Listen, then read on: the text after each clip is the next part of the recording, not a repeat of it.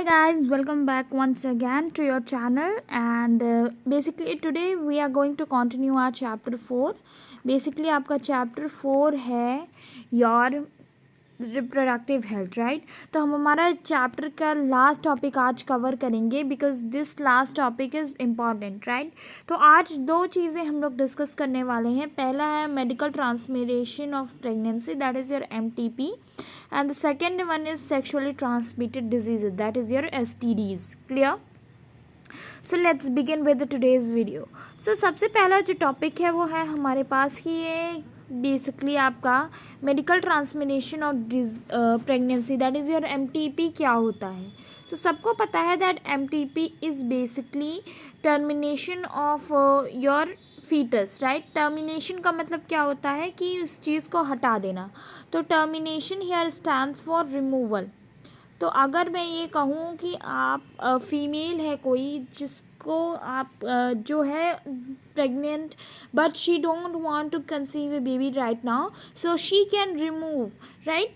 तो basically medical termination of pregnancy is your scientific word which is nowadays used for terminology abortion, right। तो हम general term में इसे abortion बोलते हैं। बेसिकली abortion में क्या होता है कि we remove the fetus from the mother's body, right। तो यूजुअली क्या होता है कि हम मेडिकल टर्म में इसे MTP बोलते हैं, that is medical termination of pregnancy.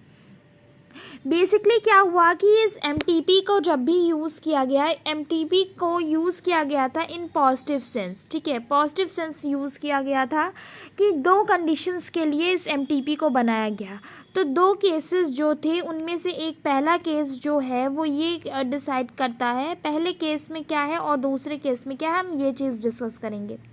तो पहला केस जो है MTP का वो ये डिटरमाइन करता है कि कहीं कोई मदर को इशू ना हो, ठीक है, कि मदर को कोई इशू ना हो। इस वजह से हम देखते हैं पहला कंडीशन कि अगर कोई वुमेन प्रेग्नेंट है and she must have dangerous threat, ठीक है, उसकी लाइफ पे कोई खतरा है, तो हम इस अबॉर्शन को ले सकते हैं एज अ पार्ट। सेकेंडली हमारे पास दूसरा जो कंडीशन आता है वो चाइल्ड के ऊपर आता है, ठीक है, जो फीटस डेवलप हो रहा है उसके ऊपर हम इंक्लूड करते हैं। तो ये दो केसेस हैं जिसमें हम MTP यूज़ करते हैं। अब क्या है कि इसे हमने क्या किया कि पॉजिटिव सेंस में यूज़ किया था, हमने इसे यूज़ करना शुरू किया पॉजिटिव सेंस में, पर अब इस चीज़ का हमने क्या है कि नेगेटिव यूसेज किए जाने लगा है। तो क्या हुआ कि हम इन दो कंडीशंस जब होती हैं तो इन दो कंडीशंस के लिए हम MTP यूज़ करते हैं। या तो मदर की लाइफ पर कोई खतरा होता है या तो बच्चा कोई की लाइफ को खतरा होता है, या फिर ये एक दो चाइल्ड के केस में एक स्पेशल कंडीशन ये हो सकती है कि उसे कोई जेनेटिक डिफेक्ट हो, यानी कि कोई जेनेटिक डिसऑर्डर हो जिसकी वजह से क्या हो रहा है कि उसे जब वो इस वर्ल्ड में आएगा इस इन्वायरमेंट उसके लिए सुटेबल नहीं होगा। तो उस कंडीशन के लिए क्या होता है कि हम MTP यूज़ करते हैं। तो क्या हुआ कि इंडियन गवर्नमेंट ने MTP को लीगल किया 1971 में। तो 1971 में जब MTP लीगल की गई थी तो उसके लिए कुछ क्या हुआ, प्रोविजंस बना दिए गए, कुछ सर्टेन रूल्स बना दिए गए कि इन रूल्स को अगर कोई फॉलो करेगा तभी MTP लीगल है। अगर इन रूल्स को फॉलो नहीं किया गया, सर्टेन रूल्स वर देयर, तो उस चीज़ को MTP को क्या कंसीडर किया जाएगा, इलीगल किया जाएगा। पहला कंडीशन है MTP के लिए, MTP का जो पहला रूल है वो ये है कि मदर या चाइल्ड, मैंने अभी बताया कि ये दोनों इम्पॉर्टेंट होते हैं, तो मदर या चाइल्ड दोनों में से किसी को एक को कोई थ्रेट होना चाहिए। दूसरा कंडीशन जो है वो है डॉक्टर जो है आपका फीमेल का या फिर कोई भी गायनेकोलॉजिस्ट, वो क्या है आपको लीगल पूरा रिटन इन्फॉर्मेशन देगा कि आपका मदर या चाइल्ड में से किसके ऊपर थ्रेट है।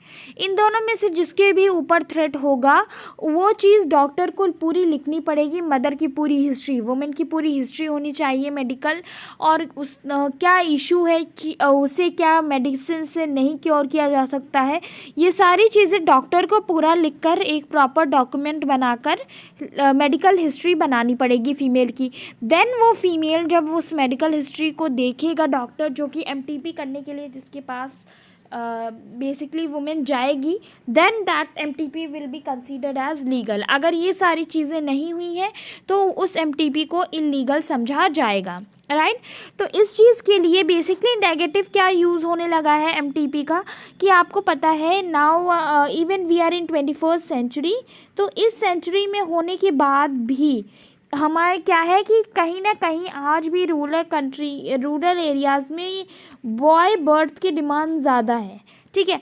तो जब भी कोई वुमेन गर्ल चाइल्ड को कंसीव करती है तो वहाँ पर क्या है कि इस एमटीपी को इलीगल फॉर्म में यूज़ किया जाता है, पहली चीज़। इससे पहले मैं एक चीज़ और बताना चाहूँगी कि क्या है इम्पॉर्टेंट चीज़, कि आजकल इस 21st सेंचुरी में सोनोग्राफी को यूज़ किया जाता था for detecting the diseases in child, ठीक है। तो सोनोग्राफी को हम यूज़ करते थे चाइल्ड में डिटेक्ट करने के लिए कि चाइल्ड को कोई जेनेटिक डिसऑर्डर तो नहीं है या फिर कोई और इशू नहीं है, इस चीज़ को डिटेक्ट करने के लिए सोनोग्राफी यूज़ की जाती थी। पर अब इस सोनोग्राफी का यूज़ नेगेटिव तरीके से किए जाने लगा है, किस लिए? जेंडर पता करने के लिए, किसका? फीटस का, ठीक है। तो जेंडर पता करने के लिए फीटस का इस सोनोग्राफी को यूज़ करने लगे हैं। हम सेंचुरी 21st में भले ही रह रहे हैं पर आज भी रूरल एरियाज़ में बॉयज़ फीटस यानी कि बॉय की डिमांड ज़्यादा है, ठीक है, due to the believes and rituals जो भी हैं उनकी वजह से। तो जब भी हमें कोई वुमेन गर्ल चाइल्ड कंसीव करती है तो इस सोनोग्राफी से उसे डिटेक्ट कर लिया जाता है जेंडर, तब हम एमटीपी को as a illegal format use करते हैं। हम क्या करते हैं कि उस गर्ल चाइल्ड को अबॉर्ट करवा देते हैं। तो इस वजह से इस अबॉर्शन से बेसिकली क्या हो रहा है कि पॉपुलेशन में गर्ल चाइल्ड की परसेंटेज डिक्रीज़ हो रही है, ठीक है, गर्ल परसेंटेज डिक्रीज़ हो रही है, जिस वजह से क्या है कि पॉपुलेशन में मेल डोमिनेंसी बढ़ रही है।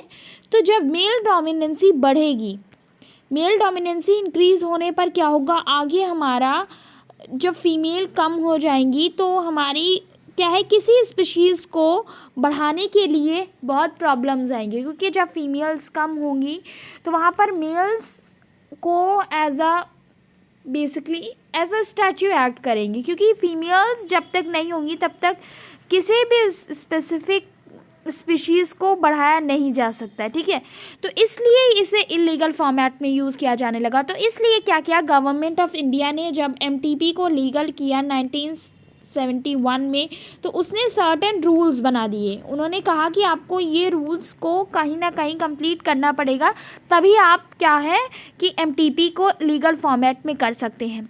अगर हम एमटीपी के इम्पॉर्टेंस की बात करें तो हमारे पास एमटीपी की इम्पॉर्टेंस है कि हम इससे अनवांटेड प्रेगनेंसी को अवॉइड कर सकते हैं। लेकिन इस कंडीशन को मेरे टर्म को याद रखिएगा कि मैंने क्या बोला है, अनवांटेड प्रेगनेंसी।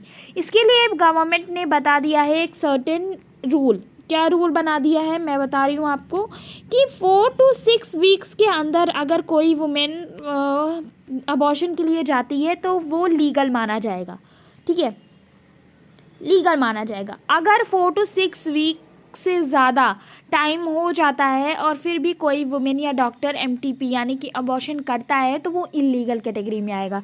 यहाँ पर एक लाइन ये है कि MTPs in first trimester are safe. First trimester is maximum from 1 to 3 months, that is your almost about 4 to 6 weeks, ठीक है। तो जब फर्स्ट ट्राइमेस्टर में अगर हो रहा है तो वो एज अ पॉजिटिव सेंस में लिया जा सकता है कि ये अनवांटेड प्रेगनेंसी को अवॉइड करने के लिए। सेकंड जो यहाँ पर मैंने आपको दिया है वो ये दिया है कि आपको अगर प्रेगनेंसी किसी के लिए भी हार्मफुल है, मदर या फीटल चाइल्ड के लिए, तो हम इसे यूज़ कर सकते हैं एमटीपी। नाउअडेज अभी भी एमटीपी बहुत सारी कंट्रीज़ में इलीगल है, just to avoid the ratio differences, sex ratio differences को अवॉइड करने के लिए अभी भी क्या है कि हमारा एमटीपी बहुत सी जगहों पर इलीगल है। तो और सेकेंड ट्राइमेस्टर यानी कि after your second month it's become riskier, जैसे जैसे फीटस डेवलप करने जाता है वैसे वैसे हमारा अबॉर्शन क्या होता है, रिस्कियर हो जाता है for both mother and child, ठीक है। यहाँ पर मैंने और भी बहुत सारे पॉइंट्स यूज़ किए हैं तो उसे आप कैलकुलेट कर लीजिएगा। वैसे जो इंपॉर्टेंट पॉइंट्स हैं मैं यहाँ पर आपको एक्सप्लेन कर दे रही हूँ। यहाँ पर मैंने एक वर्ड के बारे में लिखा है, दैट इज़ योर एमिनोसेंटेस। आप लोगों ने एमिनोसेंटेस के बारे में डिस्कस किया है। बेसिकली एमिनोसेंटेस क्या होता है कि ये एक प्रोसीजर होता है जिसमें हम चाइल्ड के अंदर हम जेनेटिक डिफेक्ट्स को डायग्नोसिस करते हैं, ठीक है। जेनेटिक डिफेक्ट्स क्या हैं? ऐसी कोई जीन्स की वजह से जो डिजीज़ेस होती हैं वो डेवलपिंग फीटस में पता चल जाती हैं। मतलब जब फीटस डेवलप होता रहता है तभी हमें, अगर पेरेंट्स की जीन से कोई डिफेक्ट है तो वो पता चल जाता है। तो एमटीपी को भी, एमटीपी की तरीके ही एमिनोसेंटेस को भी पॉजिटिव सेंस के लिए डेवलप किया गया, but now it is used in negative sense. कैसे? ये एमटीपी हमारे लिए ये काम करता है सेक्स डिटर्मिनेशन का। तो लोग क्या करते हैं कि एमिनोसेंटेस को यूज़ करके आपका सेक्स डिटर्मिनेशन करते हैं फीटस का, और जिसकी वजह से क्या बढ़ रहा है, फीमेल फीटिसाइड यानी कि फीटस गर्ल चाइल्ड डेथ बहुत बढ़ जा रही, जिसकी वजह से क्या है, मेल चाइल्ड परसेंटेज बढ़ जा रही। मैंने अभी ये पॉइंट बताया था कि अगर मेल चाइल्ड परसेंटेज इंक्रीज़ हो जाएगी तो किसी भी स्पीशीज़ को बढ़ाने के लिए बहुत ही प्रॉब्लम्स होगी, क्योंकि फीमेल एक सर्टेन लिमिटेड काउंट्स में ही रह जाएंगी, राइट। तो इस वजह से और भी बहुत सारे क्राइम्स हैं जो कि बढ़ सकते हैं। इस वजह से अभी सर्टेन लीगल एज में हमारी सुप्रीम कोर्ट ने एमटीपी को लीगल कर दिया है। लीगल इन द सेंस, मैं लीगल की बात कर रही हूँ, तो लीगल इन द सेंस हुआ है कि अब फीमेल्स हैव ऑल्सो राइट कि वो एमटीपी को प्रेफर कर सकती हैं, राइट।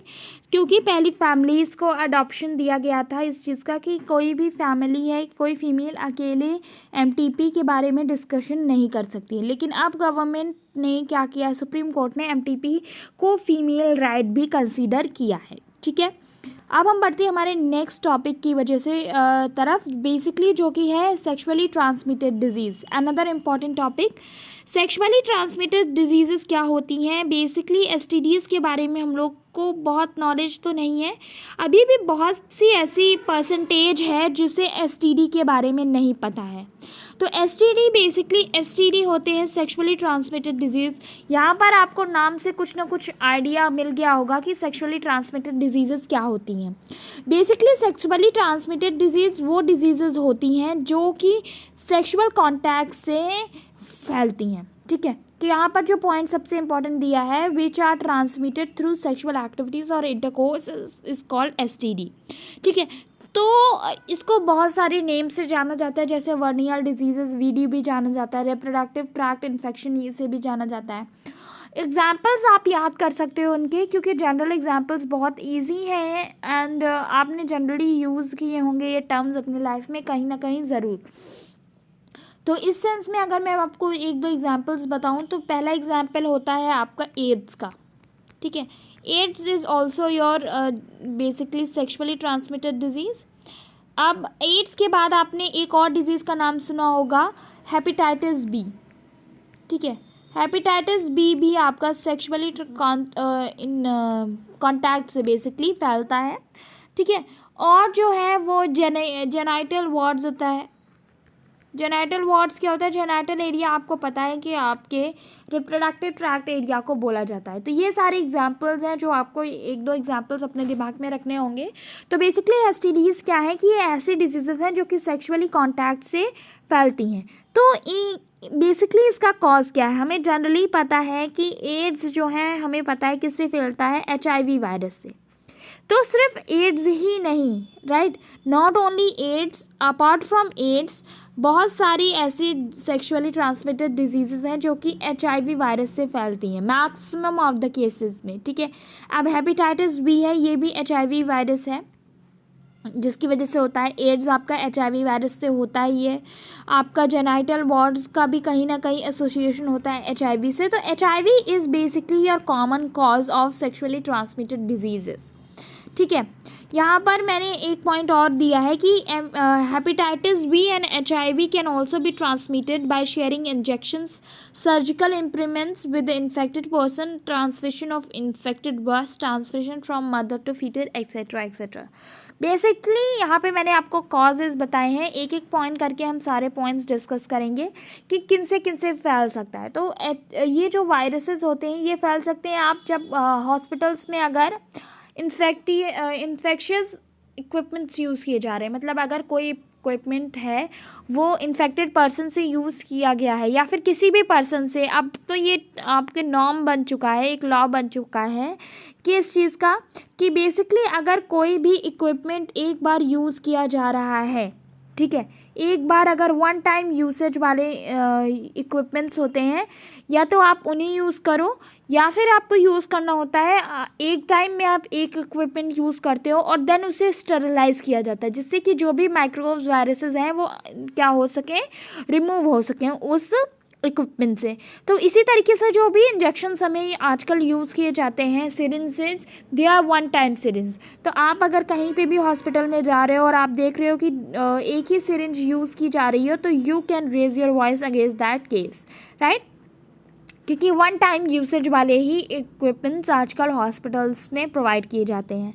सेकेंड पॉइंट जो है वो ये है कि अगर किसी इन्फेक्टेड या फिर अननोन पर्सन से ब्लड लिया जाता है तो उसके थ्रू भी वायरसेस ट्रांसफ़र हो सकते हैं।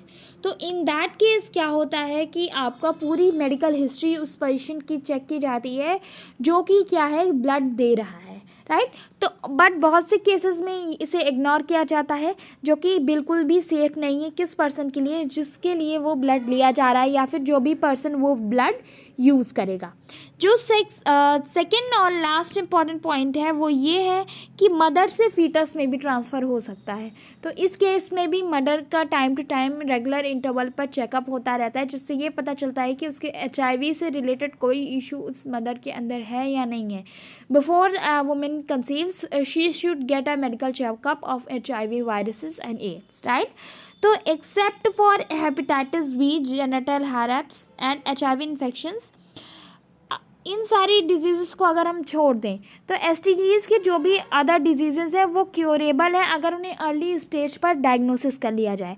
पर अभी भी ऐसे इक्विपमेंट्स या फिर ऐसे कोई भी मॉडर्नाइजेशन प्रोसेसेस नहीं है जिसकी वजह से हम इन्हें अर्ली डिटेक्शन कर सकें, राइट। तो इस वजह से क्या है कि बेसिकली अभी भी STDs जल्दी या फिर बिफोर टाइम नहीं पता की जा सकती हैं। सेकेंड पॉइंट जो यहाँ पर है कि कुछ सिम्टम्स की अगर बात करें, कॉमन सिम्टम, वैसे तो कॉमन सिम्टम्स तभी देखने को ये सिम्टम्स दिखते हैं जब टाइम पीरियड काफ़ी एक्सेस हो जाता है। तो इस वजह से क्या होती है कि fluid discharge, slight pain, swelling, itching in your lower abdomen, right, your sexually area. तो उस एरिया में अगर फ्लूइड डिस्चार्ज है, स्लाइट पेन है, स्वेलिंग है, तो ये सारे सिम्टम्स आप STDs के टर्मिनोलॉजीज़ में यूज़ कर सकते हैं। अगर आपको ये सारे सिम्टम्स दिख रहे हैं then you should basically consult your doctor, right. Nothing more can be said about this STD। अब हम नेक्स्टली बात करते हैं कि तो अगर हम कॉमन सिम्टम्स की बात कर रहे हैं तो यही सारे सिम्टम्स हैं जो कि कॉमनली ऑब्जर्व किए जाते हैं। पर अभी भी जैसे मैंने बोला कि अभी भी टेक्नोलॉजीज़ उतनी डेवलपमेंट नहीं हो पाई हैं, तो इस वजह से कि मैक्सिमम ऑफ द केसेस अगर ऑब्जर्व हो रहे हैं तो उसमें डेथ ही होती है, क्योंकि प्रोसीजर्स नहीं है जिनसे पहले डिटेक्शन हो सके। यहाँ पर जो नेक्स्ट चीज़ वो है कि इनके बेसिकली बहुत सारी कॉम्प्लिकेशंस होती हैं अगर STD किसी भी फीमेल में होती है। Not only in female, males में भी अगर ये हो सकता है तो क्या होता है कि इससे अबॉर्शन के चांसेस बढ़ जाते हैं। स्टिल बर्ड्स का टर्म का मतलब क्या है कि यहाँ पर आपका जो भी फीटस है वो डेथ बॉर्न हो, ठीक है, तो उसे स्टिल बर्थ बोलते हैं। तो डेथ का कॉज हो सकती है फीटस में। आपका हो सकता है आप में इनफर्टिलिटी हो जाए, ठीक है। इनफर्टिलिटी का मतलब होता है स्टेराइल हो जाए। स्टेराइलेशन मीन्स क्या होता है कि when you can not conceive और you don't have production of eggs in your body और स्पर्म्स इन योर बॉडी, तो वो इनफर्टिलिटी होती है आपको। या फिर एक कंडीशन और देखने को मिल सकती है जिसमें आपको क्या हो सकता है, रिप्रोडक्टिव ट्रैक्ट का कैंसर हो सकता है। तो ये सारी चीज़ें हैं जो कि आपका क्या है, STDs की वजह से आपकी बॉडी में ये सारी प्रॉब्लम्स हो सकती हैं। तो STDs जो है वो एक हेल्दी सोसाइटी के लिए थ्रेट का काम करती हैं, एक बहुत बड़ा इशू है जिसको आज तक अभी तक क्योर नहीं किया जा सकता है, क्योंकि हर फीमेल या मेल की बॉडी डिफरेंट होती है अलग, और फीमेल और मेल से।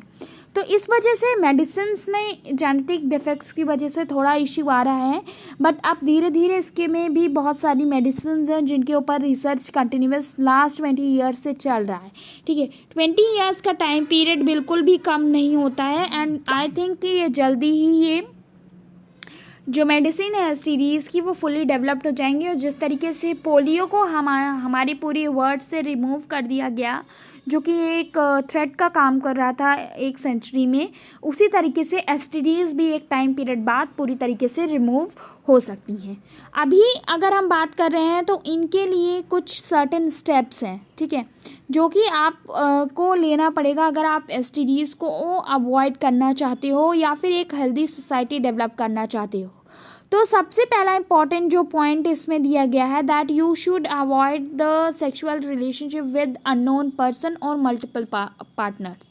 सो अननोन पर्सन, बेसिकली यहाँ पर अननोन का मतलब क्या है? अननोन मतलब है जिसकी ऐसा पर्सन जिसकी आपको मेडिकल हिस्ट्री ना पता हो, ठीक है, जिसकी आपको मेडिकल हिस्ट्री ना पता हो, ऐसा पर्सन। मल्टीपल पार्टनर्स, आपको पता है कि more than 2 people at a time.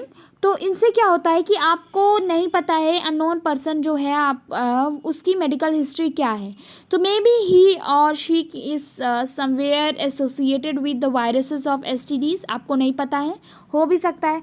Multiple partner से भी आपको नहीं पता है कि which partner is suffering from which kind of disease, तो ये भी एक इशू है एसटीडीज़ के फैलने का। मैक्सिमम ऑफ द केसेस में मल्टीपल पार्टनर इशू होता है एसटीडीज़ फैलने का, ठीक है। And usage of basically your contraceptive method can also prevent STDs, ठीक है। तो इस तरीके से एसटीडीज़ प्रिवेंट करने का कॉन्ट्रासेप्टिव मेथड्स एक बहुत ही यूज़फुल वे हो सकता है अवॉइड करने का, ठीक है। अगर आपको कोई डाउट है कि आपको जो भी सिम्टम्स हैं एसटीडीज़ के वो दिखाई पड़ रहे हैं, तो you should without hesitation contact your doctor, ठीक है। डॉक्टर से कंसल्टेशन बहुत इंपॉर्टेंट होती है, बिकॉज हमें बहुत सारी चीज़ें हैं जो नहीं पता है, बट जो डॉक्टर्स हैं वो they are educated about each and every point. तो उस चीज़ में डिटेक्शन से हमें डॉक्टर से कंसल्टेशन लेना बहुत इंपॉर्टेंट होता है, क्योंकि doctors knew the minute and the major thing that can happen to you at that condition.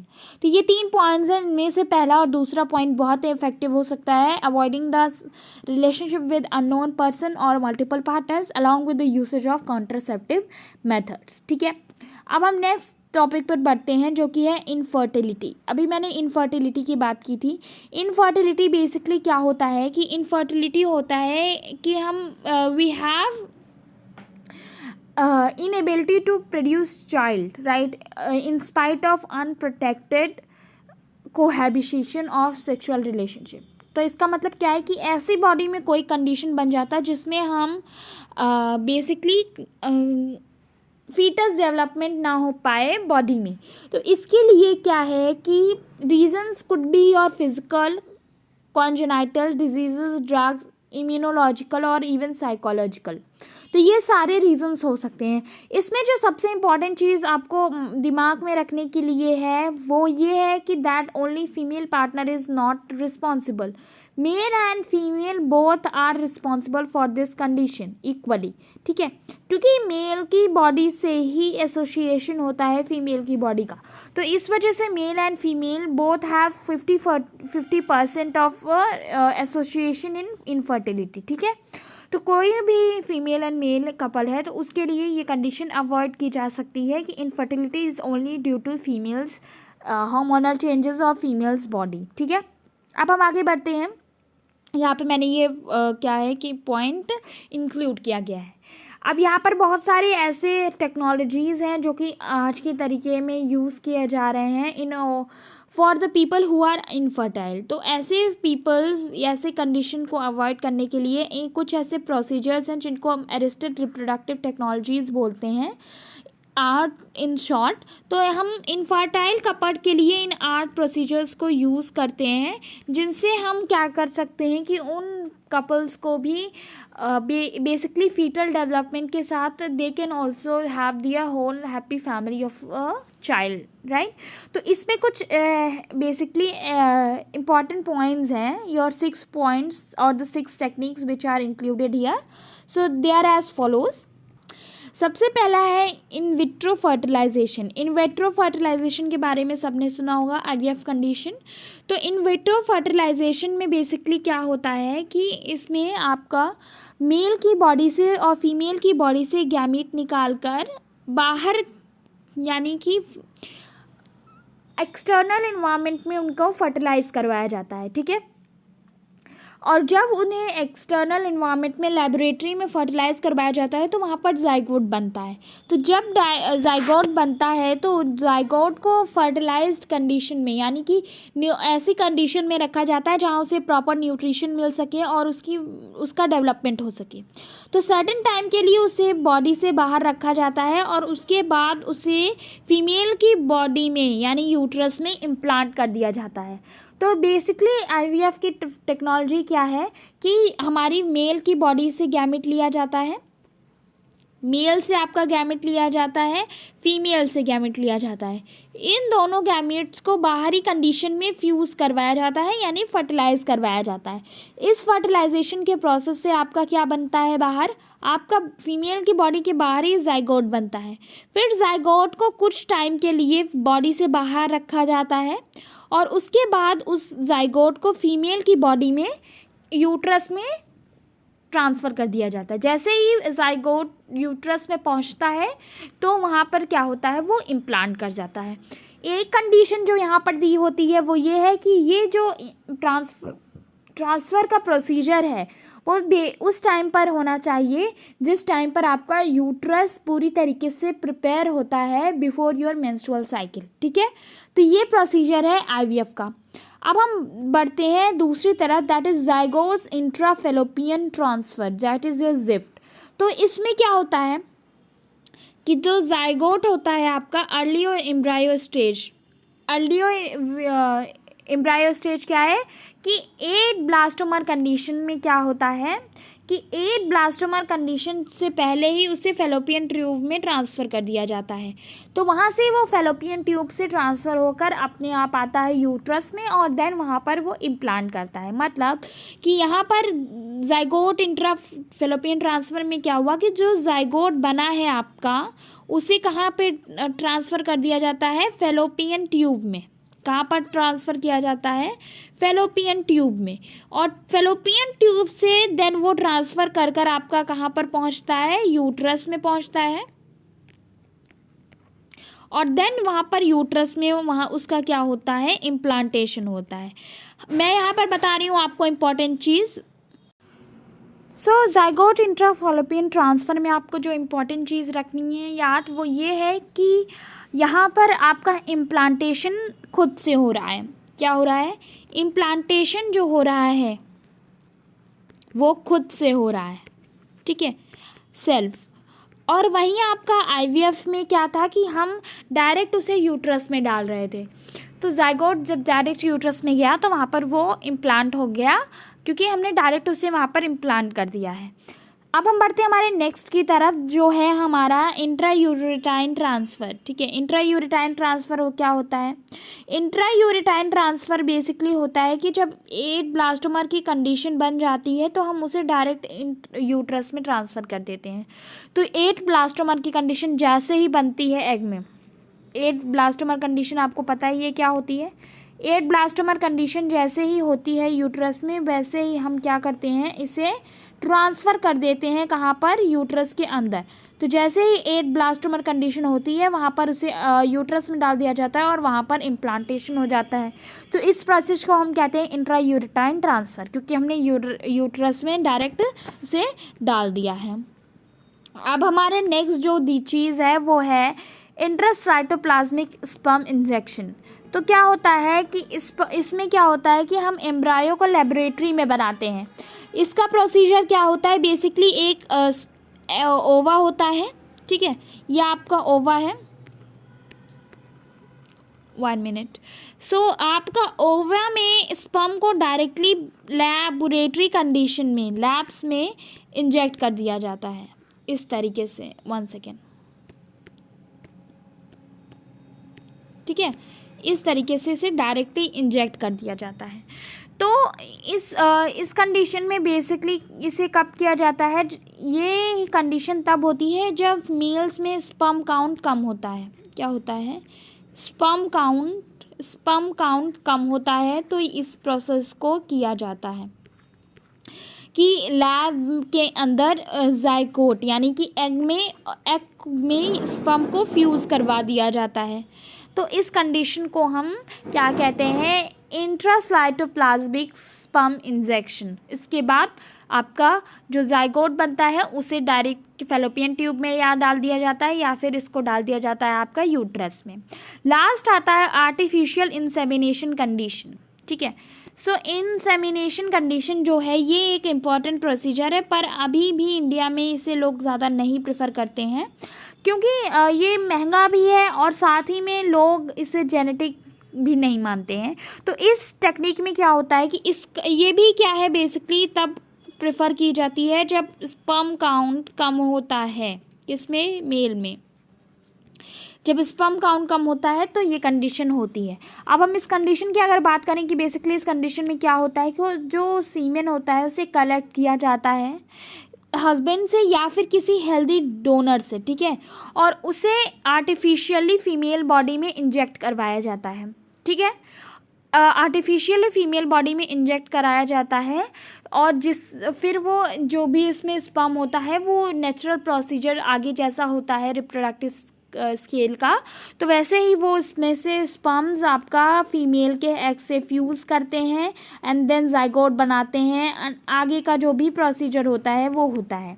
ठीक है, तो आर्टिफिशियल इंसेमिनेशन में बेसिकली क्या होता है कि सीमेन को डोनर से या फिर हस्बैंड से कलेक्ट किया जाता है और फिर उसे फीमेल की वजाइना में क्या किया जाता है, इंड्यूस करवाया जाता है, ट्रांसफ़र किया जाता है। ठीक है, फिर वहाँ पर जब वो स्पर्म्स आपके एग के पास रीच करती हैं वहाँ पर बेसिकली क्या होता है कि फ्यूजन होता है, that is a fertilisation, zygote बनता है, 2 cell blastomere condition, 4 cell, 8 cell, जो आगे का प्रोसीजर होता है वो नॉर्मली होता है। तो इसमें 2 कंडीशंस मैंने बताई हैं आपकी जो कि मेल के लिए होता है, that is your intracytoplasmic sperm injection and next one is artificial insemination. ये कब होगा? जब मेल में स्पर्म कम होंगे। ठीक है, मेल स्पर्म्स कम होंगे तब ये कंडीशन होगी, और बाकी के ऊपर के जो चारों थे वो आपके फीमेल्स के लिए हैं। अब मैं बताती हूँ कि इसमें से लोग ज़्यादा प्रेफर कौन सा करते हैं। इसमें से ज़्यादा प्रेफर किया जाता है IVF टेक्निक को, क्योंकि ये एक बेसिकली अब तो ये बहुत ही पॉपुलर मेथड हो गया है। It is little cheaper than these all techniques as well as लोगों का बिलीव ज़्यादा होता है क्योंकि इसमें जेनेटिक भी सेम प्रोसीजर ही होता है। यहाँ पर मैं एक चीज़ और बताना चाहूँगी, यहाँ पर 2 चीज़ें हैं जो आप ले सकते हो, इंक्लूड कर सकते हो। पहला है surrogacy process.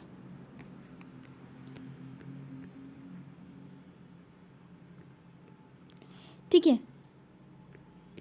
And second one is legal adoption. Surrogacy process को अभी इंडिया में इतना लीगल नहीं किया गया है क्योंकि इससे एक बेसिकली इसे क्या कहा गया कि एक इलीगल प्रोसीजर किया गया, क्योंकि लोग इसे इलीगल तरीके से भी यूज़ करते हैं। इलीगल तरीके से कैसे यूज़ करते हैं? इसमें फीमेल्स को they are force to become a surrogate mother, तो इस वजह से, और जब भी बच्चे को उस सरोगेट मदर से ले लिया जाता है then there is emotional damage for womens also, तो इस वजह से अभी इसे इंडिया में इलीगल माना गया है। बट बहुत सारी countries, maximum of the countries in the world have given this surrogacy process as a legal right.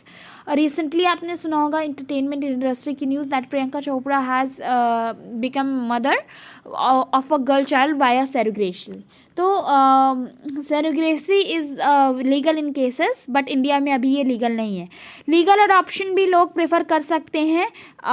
It is also one good method. Legal adoption is basically इसलिए गुड मेथड है क्योंकि इससे जो बच्चे हैं जो कि अभी बेसिकली जिनके पेरेंट्स नहीं हैं या फिर जो कि इकोनॉमिकली वीक थे और उन्होंने अपने बच्चों को छोड़ दिया है, तो उस तरीके से वहाँ पर लीगल प्रोसीजर से आप उन बच्चों को भी उन बच्चों की लाइफ को भी इम्प्रूव कर सकते हो। तो मेरे हिसाब से लीगल अडॉप्शन एक बहुत अच्छा प्रोसीजर है for infertile couples. But the reason is कि अभी भी इंडिया उतना डेवलप नहीं है, हम 21st सेंचुरी में रह रहे हैं, but the mentality difference is still of 90s। ठीक है, बट इट्स ओके, धीरे धीरे चीज़ें चेंज होंगी। That's all about the chapter. अगर अभी भी इसमें आपको कोई डाउट है so you can definitely ask me in the comment section, I will solving your doubts. अब हम इस चैप्टर से जो नेक्स्ट डिस्कस करेंगे वो है NCERT क्वेश्चन आंसर, जो कि आपके NCERT बुक के बैक साइड क्वेश्चंस में दिए हुए हैं। So I will explain you the questions जो इंपॉर्टेंट होंगे, डिफ़िकल्ट क्वेश्चंस होंगे, बेसिकली हम उनके क्वेश्चंस भी आंसर्स के साथ डिस्कस करेंगे, ठीक है। तो डिफिकल्ट क्वेश्चंस के हम आंसर डिस्कस करेंगे, रेस्ट ऑफ क्वेश्चंस हम डिस्कस करेंगे, right. So that's all for today. Stay tuned for the next video, guys, and if you like the video, hit the like button and do share with your friends so that they can also take the benefit. And take care. See you soon in the next video.